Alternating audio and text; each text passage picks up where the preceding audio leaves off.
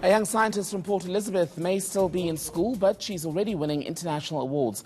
Boshoff won first prize at Kenya's Science and Engineering Fair with her project Sakha Isizwe Ngemfundo.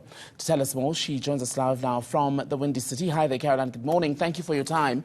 Why did you choose to go with this research? Good day. I chose to do this research because I have dyslexia.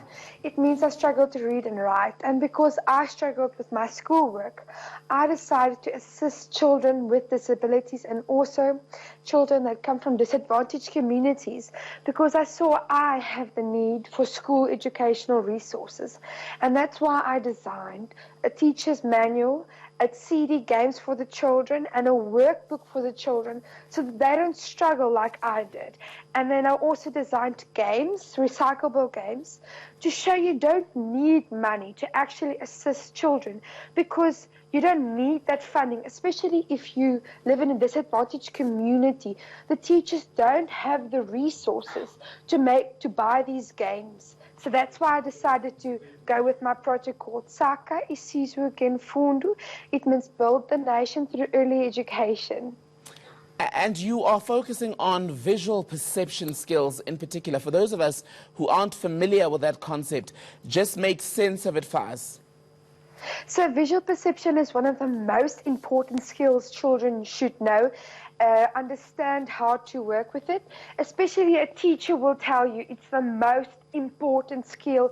Every child should do it at age, from 3 to 5. So you can see, for example, visual closure. I have 10 categories of visual perception skills. So visual perception skill, like visual closure, is you can see half of the picture, but you must recognize it's a half a shoe, even if it's under the mat. So that's very important as visual perception skill. And you are now hoping that this project of yours, the manual you've developed, will be able to reach children, as you said, living with disabilities and those in disadvantaged communities. How exactly is the rollout going to work from here?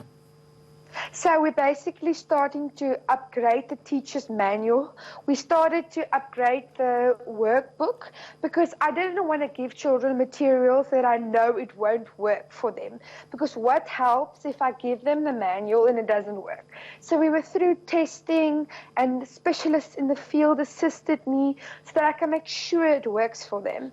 And the teacher's manual is in that same process now, and then I'll be giving training for teachers in the ECDs in the Eastern Cape region. As you know, I come from the Windy City, Port Elizabeth, and so it's going to be a long process. I still need a few sponsors because I need to give it to more than just 1,000 children, but my dream is to give it to 1,000 children. You'll no doubt probably be able to achieve that because you've made it and got all this recognition from as far as Kenya at the recent Science and Engineering Fair. How did that come about? Yo, I was surprised. I really didn't think I'm going to get a prize because the standards were very, very high. I was like, really? Is it my name they called out? I can't believe it. All right, Caroline, thank you so much for speaking to us. Caroline speaking to us from Port Elizabeth this morning. Let's turn to sport.